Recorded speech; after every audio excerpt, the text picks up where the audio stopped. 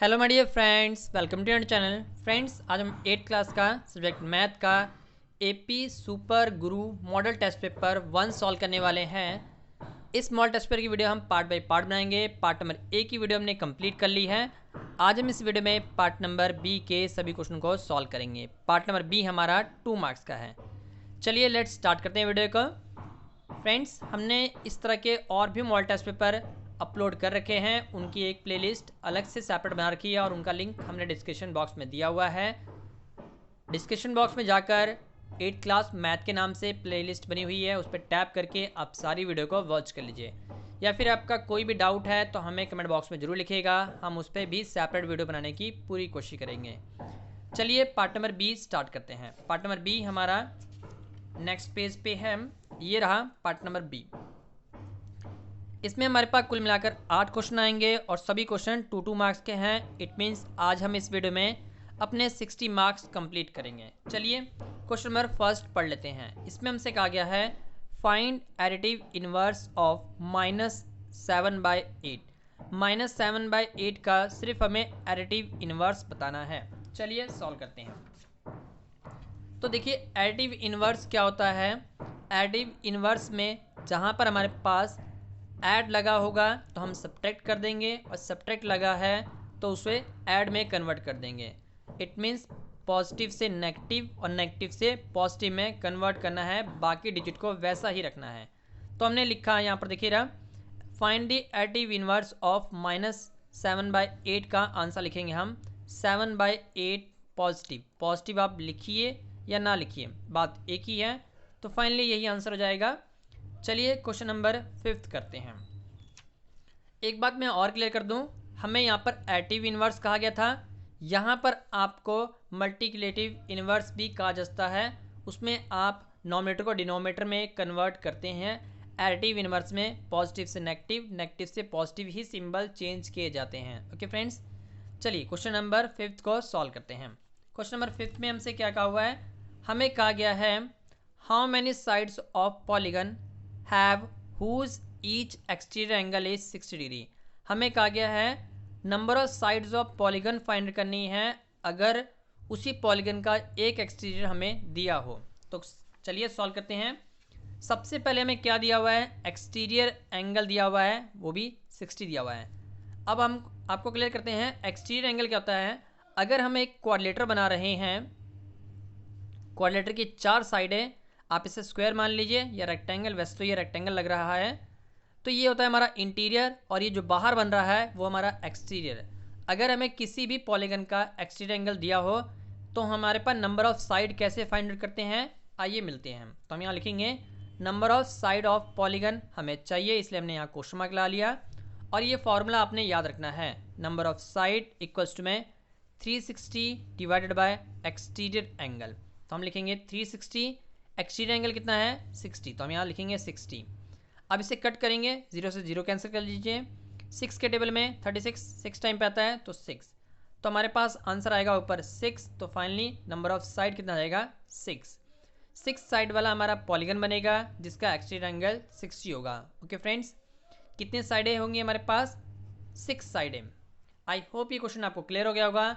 इसी तरह आपको और भी बहुत सारे क्वेश्चन पूछे जाते हैं, वहाँ पर आपको एक्सटीरियर एंगल अलग अलग मिलेगा। आपको यही फार्मूला अप्लाई करके number of side find out कर लेनी है। ओके फ्रेंड्स, आई होप ये क्वेश्चन आपको क्लियर हो गया होगा। चलिए क्वेश्चन नंबर 6 करते हैं। क्वेश्चन नंबर 6 में हमसे क्या पूछा हुआ है, आइए मिलते हैं। हमें कहा गया है फाइंड द वैल्यू ऑफ 23 का square by the using suitable identity. हमें सुटेबल आइडेंटिटी यूज़ करनी है और इसे सॉल्व करना है। चलिए सॉल्व करते हैं। सुटेबल आइडेंटिटी कहने का क्या मतलब है कि हमें इसमें आइडेंटिटी का यूज़ करना है। तो सबसे पहले हम इसको एक्सपेंड करते हैं। 23 को हम ले सकते हैं 20 + 3 और साथ में होल स्क्वायर वैसे का वैसा ही।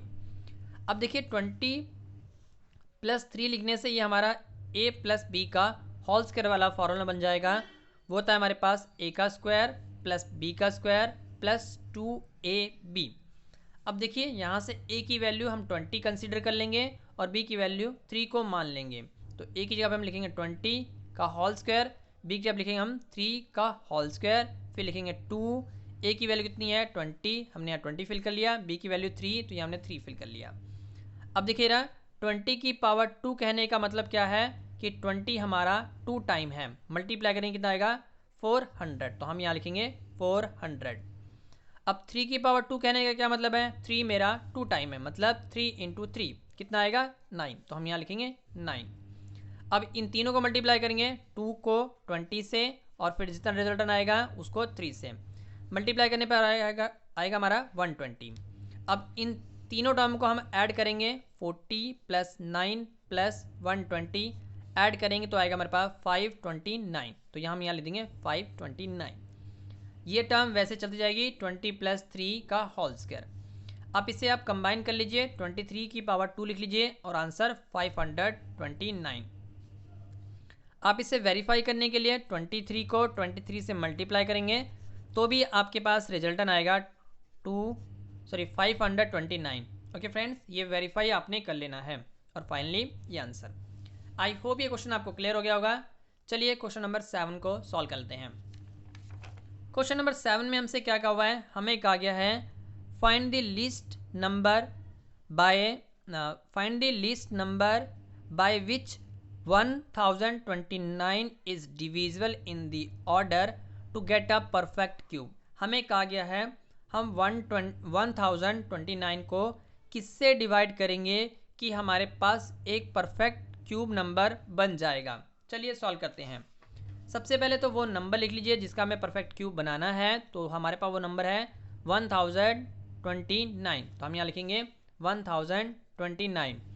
अब इसका हम एलसीएम करेंगे तो सबसे पहले 3 के टेबल पे, तो यहाँ पर रिजल्ट आएगा 343, फिर ये 343 7 के टेबल पे जाएगा तो कितना आएगा 49, और 49 को करेंगे तो कितना आएगा 7 पे जाएगा 7 7। आई होप ये तो आपको आता ही होगा। उसके बाद देखिए जरा हम इनमें 3 का पेयर बनाएंगे, 3 के जोड़े बनाएंगे या फिर 3 का एक सेट क्लियर करेंगे। तो देखिए जरा इन ये 7 7 7 मेरा 3 टाइम है, इट मीन्स एक पेयर या एक बॉक्स मेरा कंप्लीट हो गया, पर 3 का हमारे पास और मल्टीपल नहीं मिल रहे हैं, तो हम यहाँ लिखेंगे we should divide 1029 with 3 to get a perfect cube number. It means अगर हम अपने जो दिया हुआ नंबर है 1029 को 3 से डिवाइड कर दें तो हमारे पास परफेक्ट क्यूब नंबर मिल जाएगा। तो हम क्या करेंगे 1029 को 3 से डिवाइड करेंगे जिससे कि रिजल्टन आएगा 343, और 343 का हम फिर से एलसीएम करेंगे जो कि आपके पास ऐसा मिलेगा। अब आपके पास 3 ही पेयर बनेंगे तो फाइनली हम लिखेंगे 343 का क्यूब रूट है 7। तो फाइनली हमें यही कहा गया था कि कौन सा नंबर डिवाइड होगा, किस नंबर से हम डिवाइड करेंगे। तो डिविजिबल नंबर क्या है 3।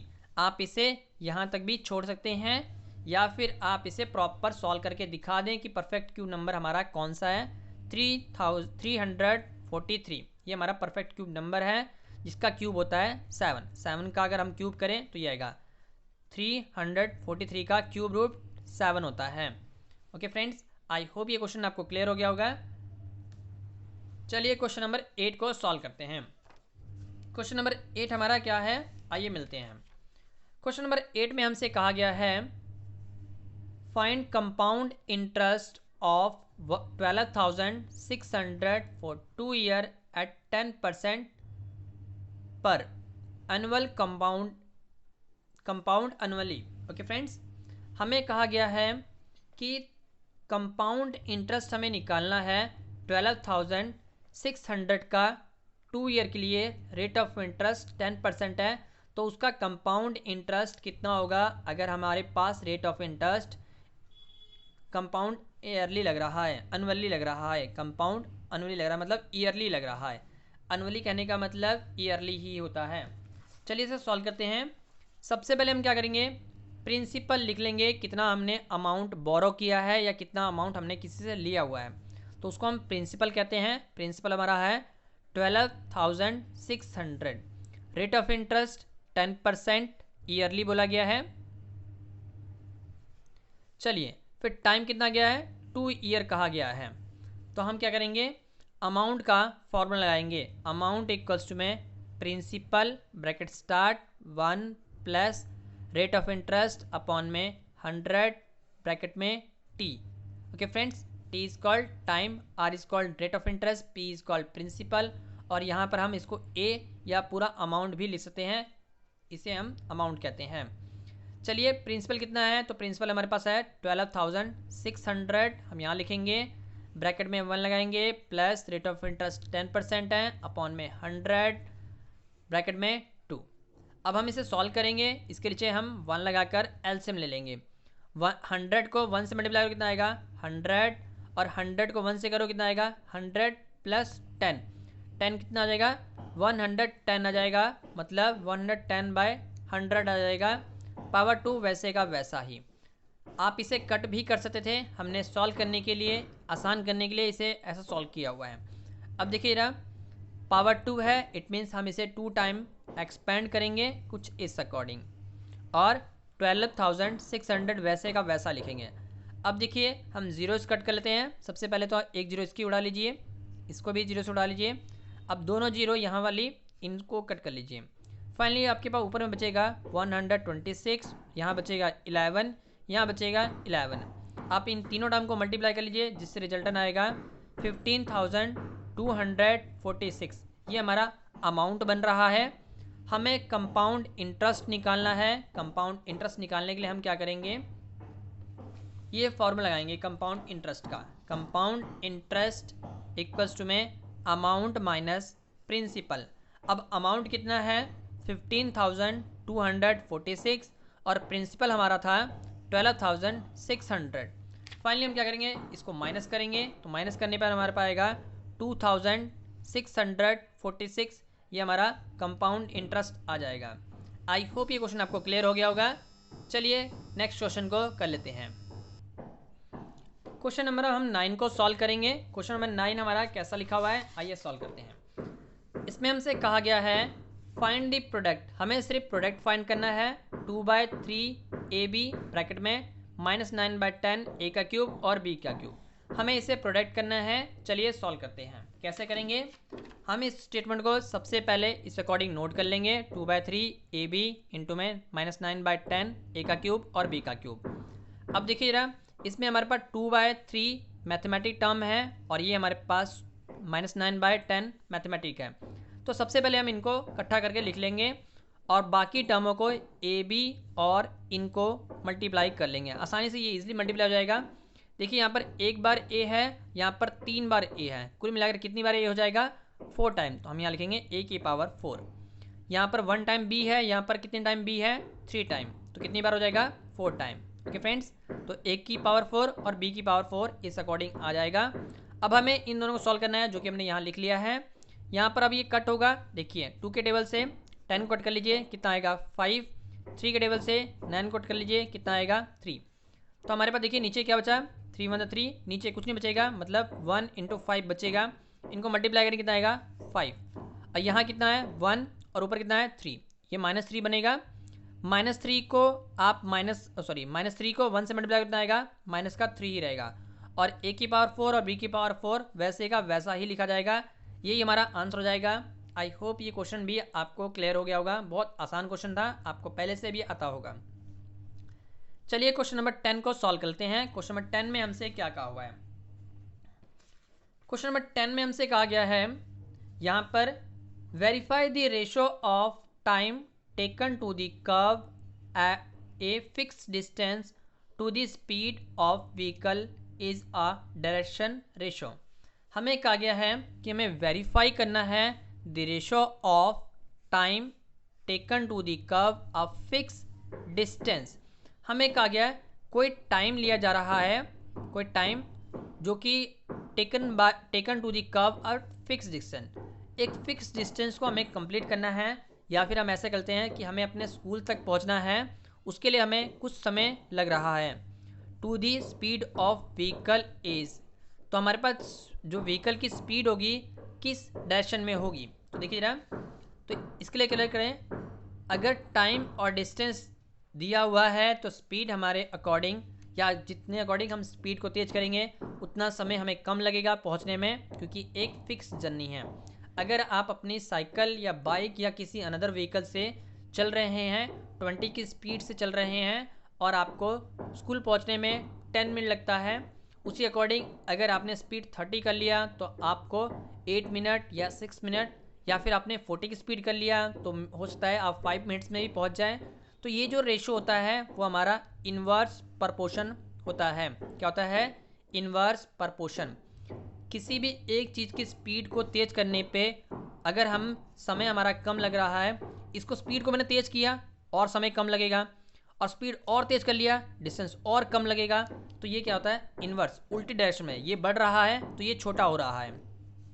आई रिपीट अगेन, मैं फिर से क्लियर करता हूँ। अगर देखिए मैं 20 की स्पीड से चल रहा हूँ, 20 स्पीड है मेरी, और मुझे लगा यहाँ पर 10 मिनट। अब मैंने क्या किया? स्पीड को और तेज़ कर दिया, ठीक है, 30 मिनट कर दिया। 30 स्पीड हमारी 30 से 40 होगी, मान लो 40, डबल कर लिया। तो ये हो सकता है कि मैं पहले 10 मिनट लग रहा था, अब कितना मिनट लगेगा? 5 मिनट। मतलब ये स्पीड जितनी बढ़ रही है समय उतना कम हो रहा है। तो देखिए ये जितना बढ़ेगा उतना ये छोटा होता जाएगा। तो ये क्या है? इन्वर्स है, उल्टी डायरेक्शन है। मतलब कहने का कि ये इन्वर्स प्रपोर्शन हो रहा है। इसी अकॉर्डिंग आपको ये क्वेश्चन को पता करना पड़ेगा कि इन्वर्स प्रपोर्शन है या डायरेक्ट प्रपोर्शन है। आई होप आपको क्लियर हो गया होगा।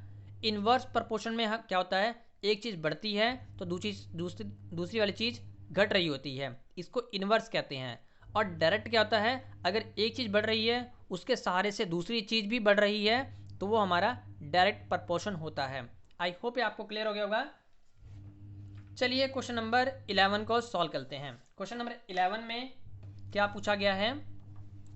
अगर फिर भी आपको इस क्वेश्चन में कोई डाउट रह गया है क्वेश्चन नंबर 10 में, तो मुझे कमेंट बॉक्स में जरूर लिखिएगा। इस तरह के बहुत से क्वेश्चन हैं जो आपको कंफ्यूज कर रहे हैं, ये हमें पता है।